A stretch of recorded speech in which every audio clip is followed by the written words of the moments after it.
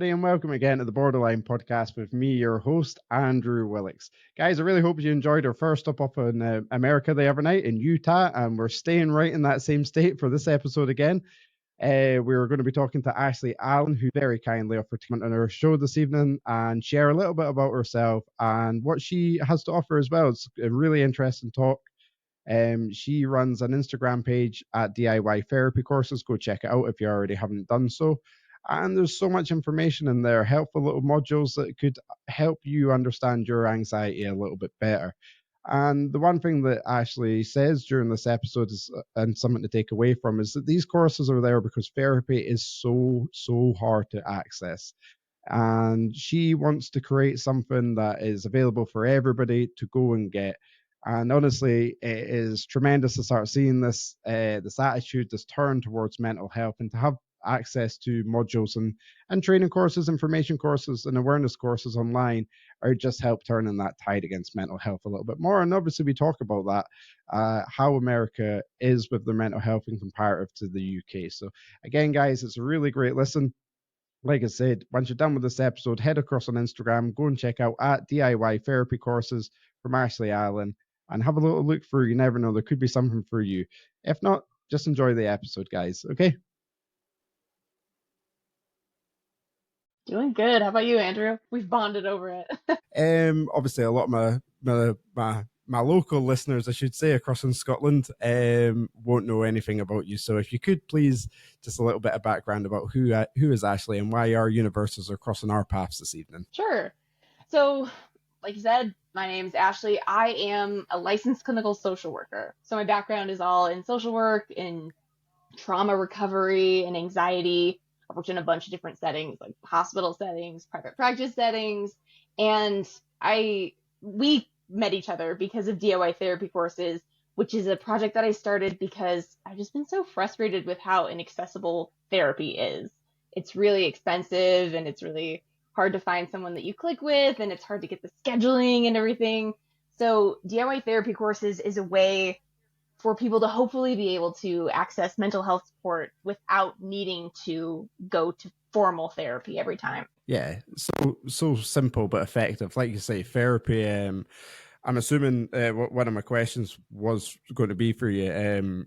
Is treatment and therapy is hard in America to access as in Britain, but assuming that you've just answered that for me already, because it's woefully hard here in Britain. I'm assuming that is the same across there in America. Yeah, it's heartbreaking. It's people want help. People like do all of the work to like hype themselves up for therapy and say like, okay, I'm finally going to do it. And then it becomes the process of trying to match with somebody, trying to afford it, trying to schedule it, trying to see if your insurance benefits can cover part of it. It's really just a mess. And I think another thing that has been I was like going to ask really that actually. frustrating for me as a provider, lost you for a sec. Just saying something that is really frustrating for me as a provider is that like I only have a limited capacity. Like I only have so many hours in a week, and I want to help as many people as I can. So that's been a frustrating thing of like, well, maybe I can do 20 or 30 sessions per week, but that's kind of my cap. Yeah, that's the hard thing about dealing with mental health. When you're helping other people, you've got to really seriously keep tabs of your own mental health. Is that something that as a therapist, when you're exposed to being in the mental health subject day in, day out, do you find that hard to maintain positive mental health with you, or is it the reward of doing that job that is that fulfillment and nourishment that kind of helps your own mental health? What I heard, I think we got a bit of those Riverside classic glitches. What I heard you ask is it mentally hard to do that job, or is it the reward of helping people kind of offsets that? Which I love the way you phrased that question because it's a little bit of both. I think it's a very rewarding job, and it's a very fulfilling job, and it's also a very heavy job. And I think it's something that I have, as I've done it, I've been doing it for a long time, and as I've done it for years and years and years, it's something that I've gotten better at separating my own, like how heavy it is on me. At the end of the day, I'm able to like separate it, like have my therapy mode, and then like be mindful about my regular day-to-day life and not be thinking like in my regular day-to-day life so much about sessions and you know what happened back. No, that's totally fair, because like I say, it's I know obviously I don't work professionally in mental health, but I know since I've started, you know, the podcast and the anxiety page, when you are in the mental health focus day in day out, it can become a little bit exhausting. It can become a little bit taxing, obviously. But like you say, it must be incredibly rewarding for you when you see improvements from people. I'm assuming in America, it is the mental health. We define it in Britain as a mental health crisis. Is that something that you describe as America's? Is it more of a crisis, or is it semi under control? Or oh no, it feels like a crisis for sure. And I think part of it, I mean, it's the system plus COVID and the pandemic, right? Like I think that really exposed a lot of the gaps in mental health because people were really struggling and still are struggling from all of that. And so the combination of the system not really fitting and not really having space for all the people that need support, plus the pandemic, I think was still a crisis. Yeah, I definitely agree with you about the pandemic. Across here, I just what it allowed me to do was fuel my body with alcohol because there was nothing else to do, and that was the kind of fun coping mechanism to get through COVID every single day. And that is not a healthy way to live your life, especially if you're predisposed to depression, anxiety like I am. And you're so right. The pandemic, no matter what we think, whether it was right or wrong with lockdowns or not, it created an entirely huge spectrum of mental health, I think, across the world, and we're now seeing the impact of that massively. So I really do agree with you. So obviously DIY therapy courses, could you just tell us a little bit about that? Obviously you said about the passion to get it out there too, because you're frustrated that therapy isn't readily available. Could you just run us through what then does your type of courses offer us? Sure. Yeah. So I have been working on this for a long time. There's one course that's live right now, and I'm working on a second one. The course that's live is an anxiety course. And I started this because, like I said, I'm really frustrated with like the gaps in the mental health care system, as well as I found myself in therapy, like it's one-on-one, it's such an individual space, but you say the same things. It's the same principles, it's the same, you know, we all have a nervous system, and it acts differently, but they're the same principles that work to help regulate a nervous system. So with all that kind of floating around in my head, and this was probably 2022, end of 2022, that I started having this idea that I was like, well, this doesn't have to be, it can be asynchronous, which is something that I think came to my mind because of the pandemic. Like all these classes are asynchronous. And I was like, therapy can maybe be a little asynchronous. Like, what can I like distill from the things that I say in therapy all the time that could be kind of sent out and applied to a broad group? So I spent a good year, because I'm working, I'm doing my regular therapy hours every week. But then after work and on weekends and stuff, I would start to think of like, okay, how can I like make this into some kind of worksheet, or how can I make this into some kind of generalizable like video or course to put together. So I put together the anxiety course, which has 4 different modules, and it's essentially kind of like the broad process of healing from anxiety. I don't want to equate it to therapy and say that it's the same thing, because it's definitely not. But it's what I could distill from therapy and make asynchronous.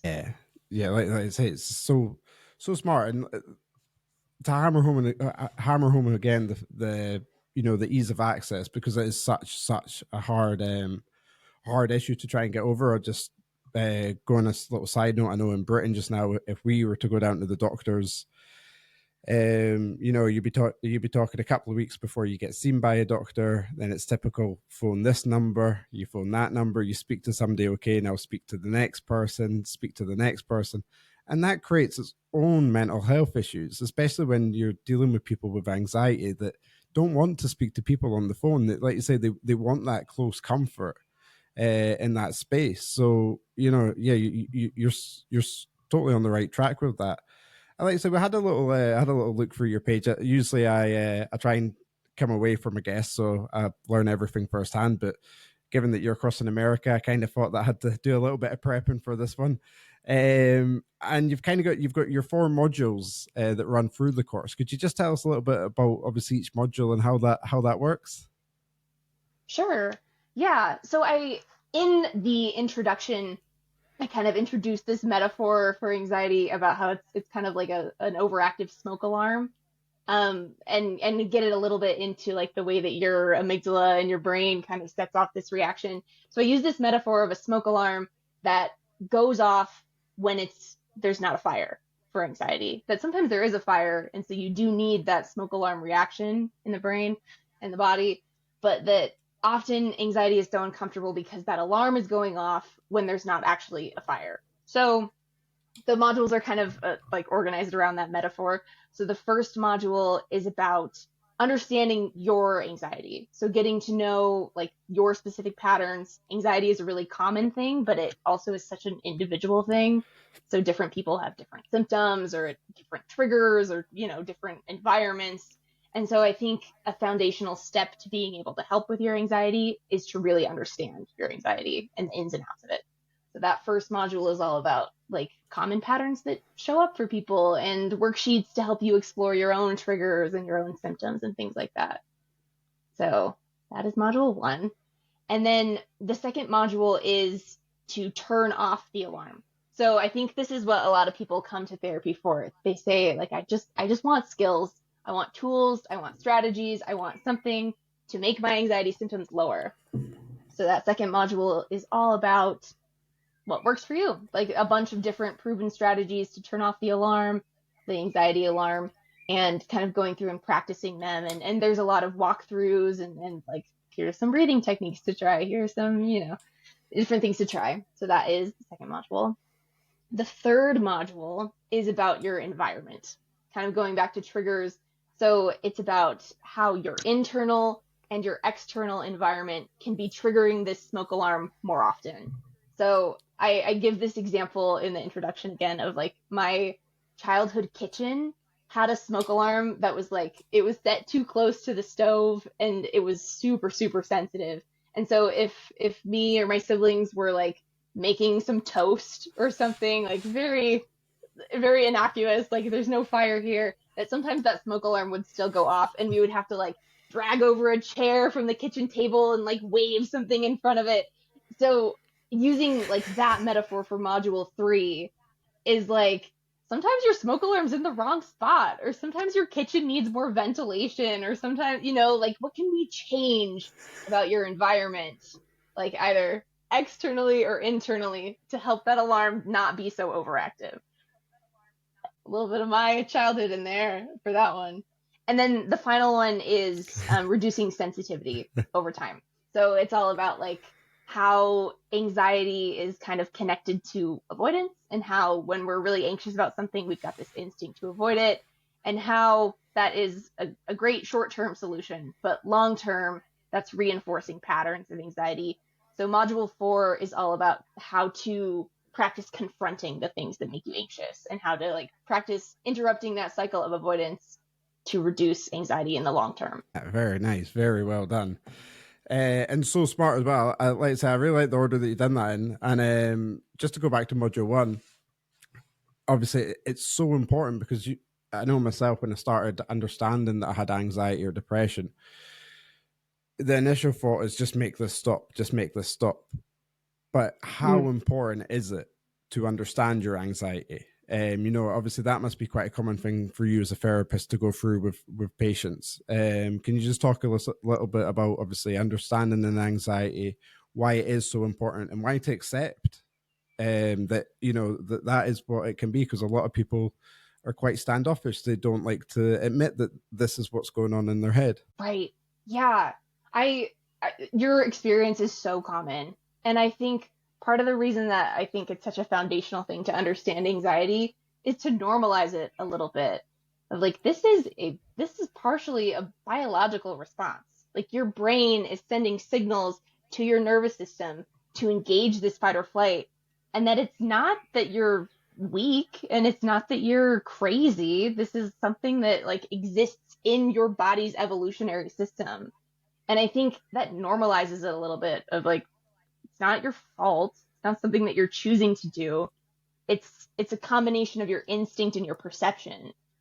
So I think like just like educating about the physical part of anxiety can be really helpful for people who feel a lot of that stigma, a lot of that shame of like, I just can't handle the world or I can't handle my life. And we talk about it in those terms.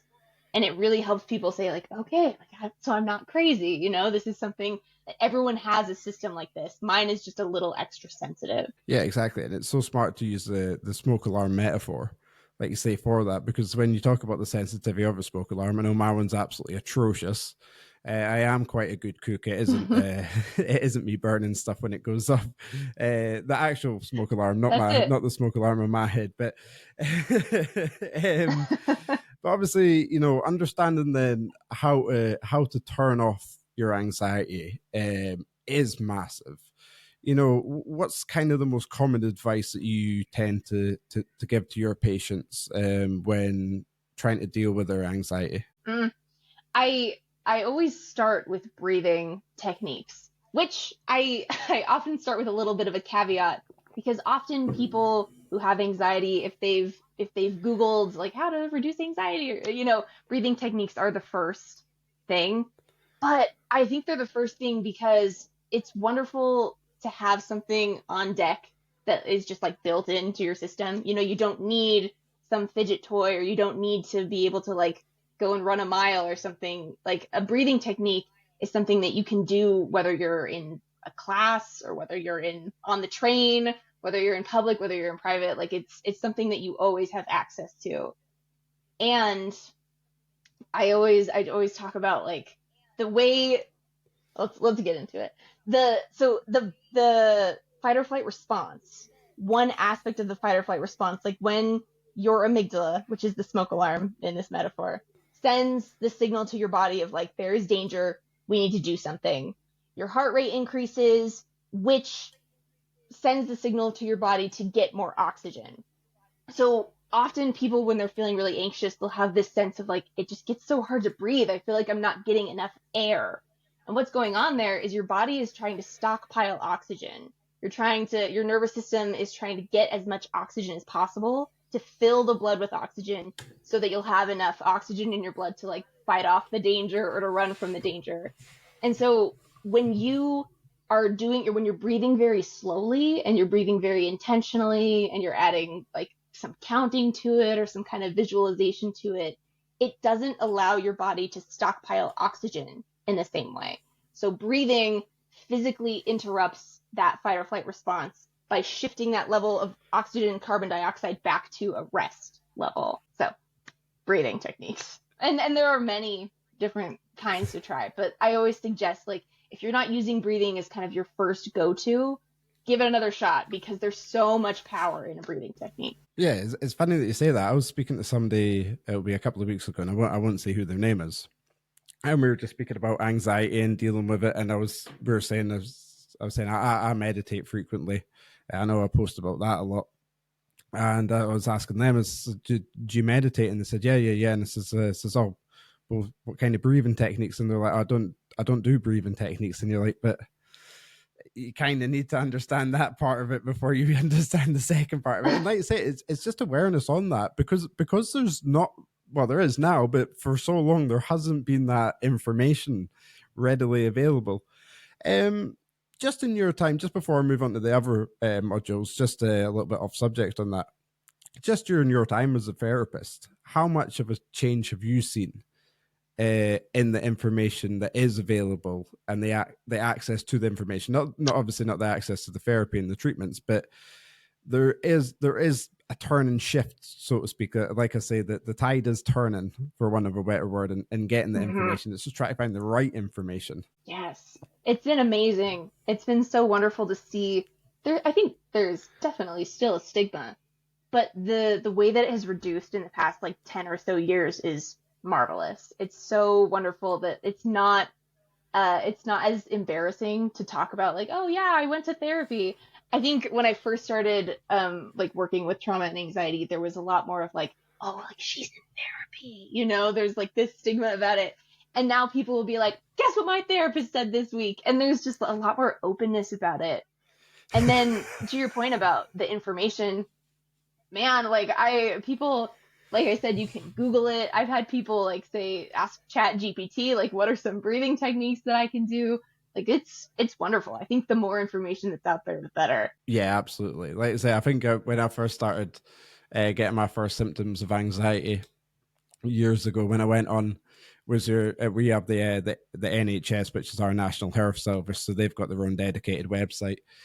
And although that obviously is probably the most up to date, even then it was just your typical generic list of symptoms. Do you have a heavy heart rate, difficulty breathing, low appetite, or low sleep? And that was pretty much it. And you're like, well, I can pretty much align that to any other aspect of my life as it is just now, but I'm wondering why I'm feeling the way I am just now. And we just didn't have that information. So, and that's talking maybe about 15, 16 years, but then to have such a turn and tide that I'm now sat in front of a laptop speaking to somebody that's creating a DIY therapy course is, like you say, is testament to how much that has shifted in such a short period of time. So it is really cool. Like, and just moving back to your modules again, sorry. So you were going to talk a little bit about obviously the important for the internal and external environments when with dealing with anxiety. Could you just talk a little bit about how important that really is? Yeah, I think with environment, so often with anxiety, there is a sense of control that's missing. If you want to be able to control things, and so with environment, we're kind of dealing with that. If there are some things that you really can't change about your environment, or some things that you want to change and they might take a long time, like finding a new job or something like that. So I think in module 3, we really kind of grapple with that of like, what things can you change about your environment and what things are, that are things to tolerate and things to maybe work towards changing, but that you can't quite get to yet. Module 3 has we address both an internal environment and an external environment. And the way of organizing that maybe isn't as intuitive to some people, but really like when I was trying to organize this into a cohesive framework, I was like, well, they're two versions of the same thing. That your internal environment is a lot about like your thoughts and the way that you respond to your thoughts and the way that you respond to your feelings. And there can be quite a lot of judgment, like we were saying earlier, that people are like, I just want this to stop, or I'm feeling so weak for feeling this, or I feel so stupid for doing that thing or something, and kind of the layers of judgment that pile onto that. So module 3 addresses strategies to help you kind of get out from under the pile of all that judgment. And then also kind of exploring with the external routine, things like, I don't know, what's your caffeine intake like, or how much sleep are you getting, and what are your friendships like? Touches a little bit on boundaries, but can't quite get into a ton of depth with that. That's actually the course that I'm working on right now, is a boundaries course, because I think there's a lot to expand on with that, but we touch on it a little bit in module 3 of the anxiety course. So yeah, and even like there in one of the videos in module 3, we're talking about like your external environment, like your space, like your physical space. Like, do you feel better in rooms that have plants in them or have like softer lighting in them, like more of a yellow temperature light than a blue temperature light? Little things like that are so minor, but that there can be quite a sense of control gained with like, yeah, I do like my room better when it has yellow light, so I'm going to go switch out all my light bulbs, or I'm going to add a plant or something. I'm going to paint the walls if I can, just that, like taking control of your environment and making it your own gives you a sense of I can take care of myself. That is such a good point. And I massively, massively agree with that. I know we're obviously just talking about breathing exercises just a little bit before. Something that I do when I meditate is, although it's going back to the place that I couldn't get out, which is the bath, it's somewhere that I'll go and I've got like a little space light that emits like that kind of aurora reflection on the ceiling. I'll get a couple of candles, my incense burner on, and that's me, like you say, that's me taking control of my situation. That's me saying, right, my environment is perfect for calming down and for really getting into my head. And like you say, once you do make these small, tiny, they really can be tiny little changes in your life, they can have such a massive effect. Is that something that you see quite commonly with patients, that they really are quite surprised of just how much small, minor changes really can go? Yes. Yeah. And I think part of it, like you're talking about, is this like you build a sense of trust back with yourself. You build a sense of competence of, when I get panicky or when I get really anxious, I know what to do. I know what steps to take. I trust myself to be able to bring myself back to a place where I feel calm. And I think, like, it is little things so much of the time, like having your little incense or your candles, or taking some slow breaths. Like, these are not major life-changing things, but you build this sense of, I can keep myself safe. I can change how I feel. And that, I think, more than anything, like, gives you back a sense of power and control. Yeah, which is absolutely massive. Like I say, when we talk about the fight flight response, when you have control, that is, well, that is half the battle, isn't it? If you can control yourself in that situation and not allow that smoke alarm to go off, if you can fan that smoke away from it, then you're going to be in a much more better place with yourself. And that ties in with, obviously, module 4, which would be reducing sensitivity. Is obviously a massive final factor. And again, could you just talk a little bit more about how important reducing sensitivity is with anxiety? Yeah. I put this one last because I think you don't want to try and, like, flood yourself with anxiety. You want to really develop that sense of trust and, like, I can keep myself safe. I know how to calm myself down before you start getting into reducing sensitivity, because reducing sensitivity is a really uncomfortable thing to do. It requires a lot of confrontation. And I mean, I'm a trauma therapist, which is something that the course is not necessarily designed for trauma. It's trauma informed, but I think I would recommend, if someone is dealing with trauma, like, there's something really effective about therapy with that.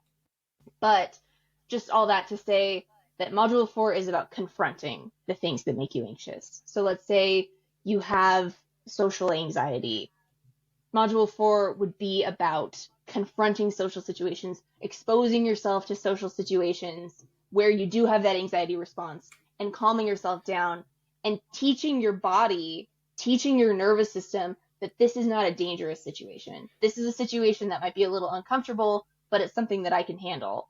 And with repeated exposure like that, that's when anxiety will reduce over time. And people, myself included, like, avoidance is so much more comfortable. Avoidance is such a natural instinct.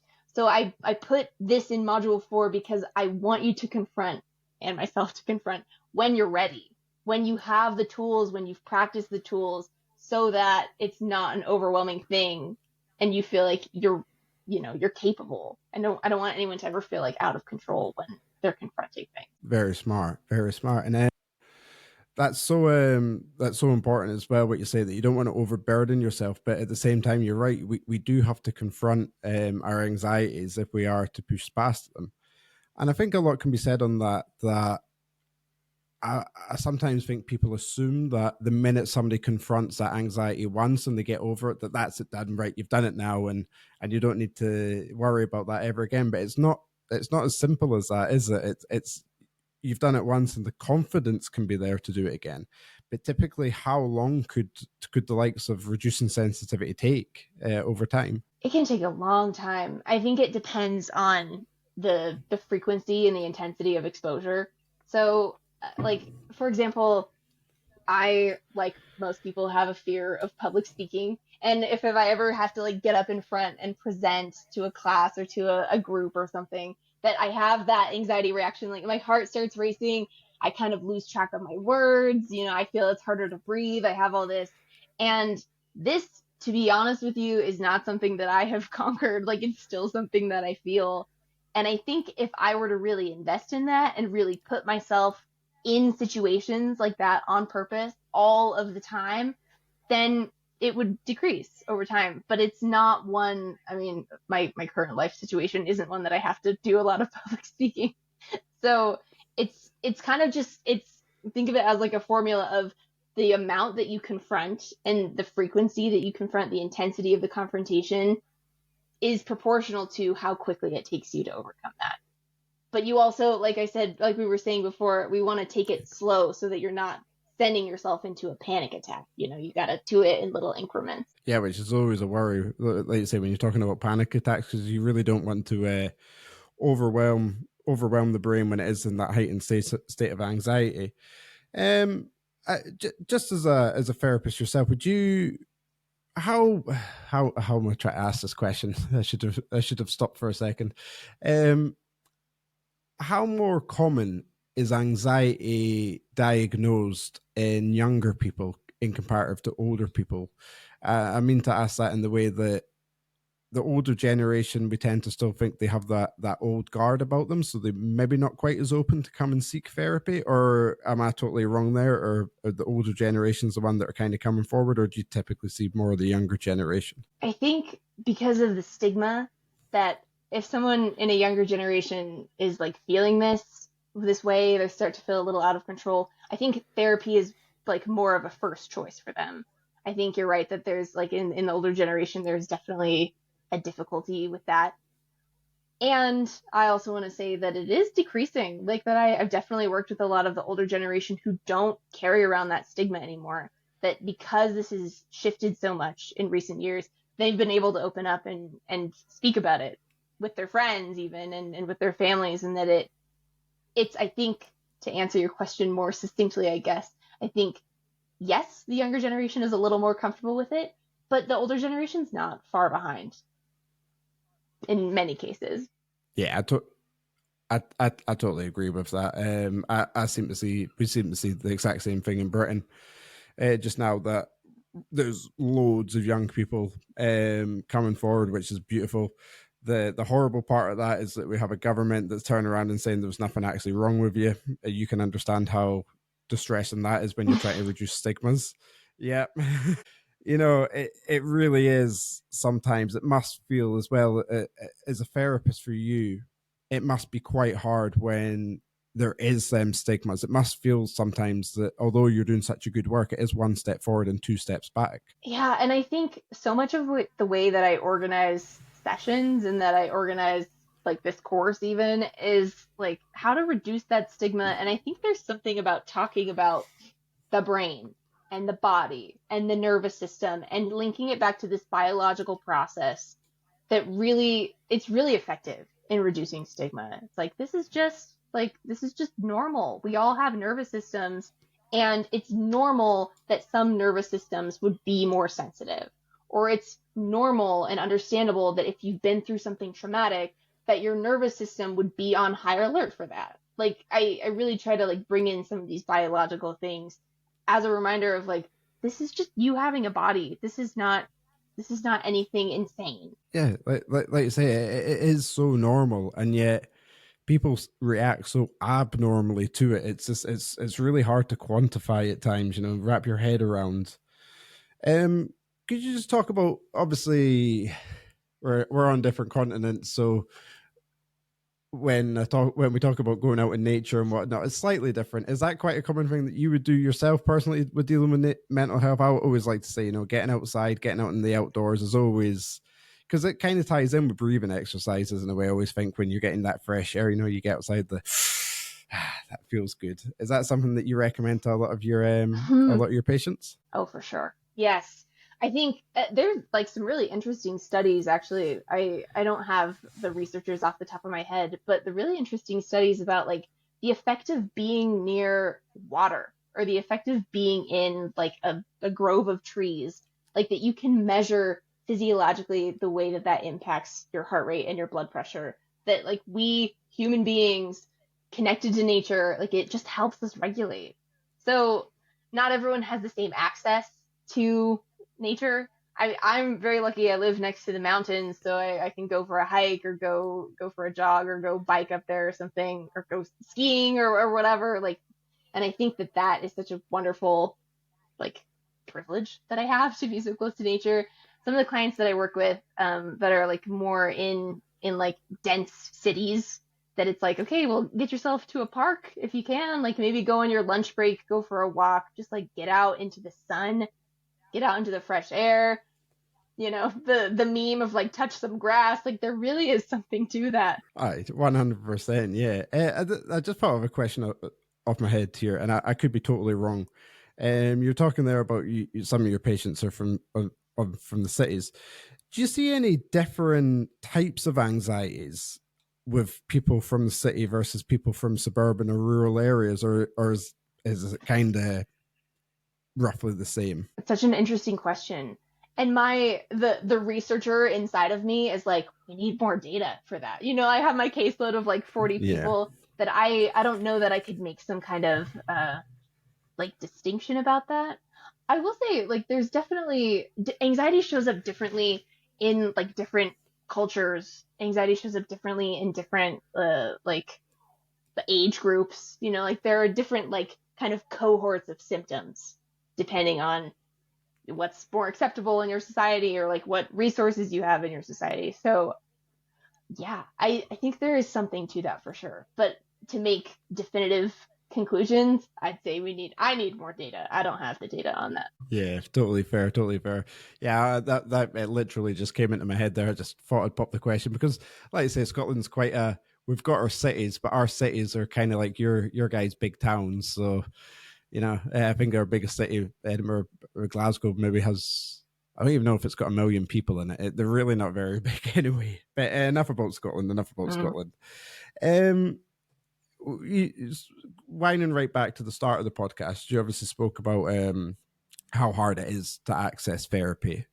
Is that the same for typical mental health, you know, your antidepressants, different types of medications and treatments for anxiety? Are they quite hard to access in the US? And does your insurance cover that? I think in general, my perception here is that it's probably easier to get a prescription than it is to access therapy. Just because, not sure how it works in Scotland, but that you can go to a primary care provider. You can just go to your primary care doctor and get like a prescription for anxiety medication or antidepressant medication. The cost of it, I mean, often insurance will cover it, but it depends. Everyone's got their different insurance policies. Everyone's got like whether it's through their employer or whatever. But I'd say it's more accessible to get medication than it is to get psychotherapy. Yeah, that's much the same here. We like I said earlier, we have our national health service, which we technically we get our health service for free, although we don't really because we pay a thing called capital something insurance every month, and that comes directly off our wages. That then pays the health bills. So, you know, literally we can go down to the doctors and you could get an antidepressant by the end of sitting down just once, which I'm not too sure if, me personally, I challenge that slightly, that I don't think that we should be giving out the medication straight away, because going back to your first point in the modules, we really have to understand our anxieties to fully overcome them. Yes, so that we can subdue them and mask them with medication, and we can get on a lot better in life with them. But it is crucial, though, just actually, again, to understanding is key to all of it, really, isn't it? I see it as like your anxiety is, well, I was talking about like the biological aspect of it, and I think that's so helpful in reducing stigma, that's really only like a very small part of the total human experience. And I'm not a doctor, so I'm not prescribing medication. So maybe I'm a little biased in saying that, like, yeah, I think therapy is super important, right? Like, I think talking about it and these behavioral changes or these environmental changes are like a bigger piece of the puzzle, that you getting medication can be wonderful. It can be so helpful. And I don't want to like diminish that at all, but that there's so much more to it. There's so much like that you can do to help, like with meditation. If you get into the practice of meditation, studies have shown that like meditation over time is just as effective as antidepressants. That there are so many ways for you to kind of address this problem, so many angles for you to come at it with. And I love medication. It helps so many people. Mm-hmm. and that I think it's just one piece of a really broad picture. Yeah, I don't think I could have said that any better. That's yeah, that was put up absolutely brilliantly, Ashley. Thanks for that. I always like to do this during every episode. For anybody that's listening in, that's maybe starting their mental health journey, you've obviously very well experienced with that. You'll obviously have a lot of people coming to you for the very first time. What's something that you tell them, obviously not to be worried about and to try and remain optimistic? Yeah, and hope is such an important part of it. I think, and I hope that this always comes across genuinely, because it is something that is often repeated, but I think it's so brave to confront these things. But because of the stigma and because of how uncomfortable it is to try and find a therapist and try to talk to somebody who you don't know about all of these things, like there's a lot of bravery in being willing to take those steps. And so I really try to convey that to my clients, and to show a sense of like I respect this about you. This isn't something that like you're coming to me and I'm the expert and I know everything and I'm going to cure you, but this is something that like you're doing to start your mental health journey, and it's so worthy of recognition and applause. Yeah, well said. And it's going to ask you there. So, obviously, I'm open. I suffer with anxiety. So let's just say I've went through your 4 modules, and now I'm waiting a little bit. And you said that you're working on another course. Could you just talk a little bit again, just about what your second course and all them, what you're wanting to hopefully introduce to that course in terms of modules? Yeah. So it took me a long time to make the anxiety course. I think that I was really, I was thinking a lot about like the structure of it and the order of the modules and things like that. So the next course is still, I don't have a date like for when it'll be released, because I really want to make sure that it's generalizable, that it can help a lot of people. But boundaries. I think boundaries is such a kind of like a pop psychology thing right now. Like there's a lot of talk about boundaries and how to set boundaries and healthy boundaries. And I think that I want to address some of the misconceptions about boundaries, about the way that sometimes we talk about boundaries, I think is not always super helpful. But that boundaries are so important for mental health. And so how do you set boundaries in a way that is not manipulative? And how do you set boundaries in a way that you can still maintain the relationships you want to maintain, but keep yourself safe? So I'm in the midst of it right now, thinking through like, how do I present this information in a way that is generalizable to a lot of people? And that has been a very interesting challenge. So yeah, I'm working on it. Hopefully sometime this year I'll release that, but it's still very much being formed. Yeah, brilliant. It'll be absolutely amazing. I'm running out a little bit of time and math, but it's been brilliant. I've got one question. I do have one totally off topic of mental health, and I'm going to get absolutely slaughtered for asking this. I hope you don't mind me asking it, because I forgot to ask Chase it the other night. I'm blushing a little bit. Now, you're from Utah, America, and I have to ask this. I'm a big fan. I don't know if you've seen any of my stories relating to this. Do you believe in Bigfoot? Or Sasquatch, I should say. Yes. Sasquatch is his real name. Yes. You know, I mean, like, I could ask the same. I feel like it's very similar. Do you believe in the Loch Ness Monster? No. I'm sorry. No. Oh, no. I used to. Then I've been to Loch Ness. Yeah. Do I genuinely believe in Bigfoot? I mean, I don't know. I think it's fun to go on, like to watch the videos or whatever. See, I know there are people that get really into that. So I don't know. I can't answer definitively. I am a little skeptical, but I want to believe. Yeah. That's pretty much where I am. I really, really, really want to believe, but I don't have another guest from America lined up for a while, and literally that would be playing on me. That I'd have two opportunities and they both went past. So I'm really sorry. I really just had to ask that for my own militia more than anything else. Of course, yeah. No, happy to come back on and talk more about Bigfoot if you want. Oh yes. Ashley, thank you so much for coming on tonight. Is there anything else that you'd like to say? Obviously, when speaking of therapy, you've got a tremendous module that, like you say, is so accessible at DIY Therapies across on Instagram. Could you just give a message of why you do believe this would really help people? Yeah, I think it comes down to access and like that therapy doesn't. I don't want to ever gatekeep therapy. I don't want to say it like just because my time is valuable that like you need to meet with a therapist one-on-one in order to get any kind of support. There's just so much value that can be done asynchronously, and I think it's really important to me to make mental health care accessible.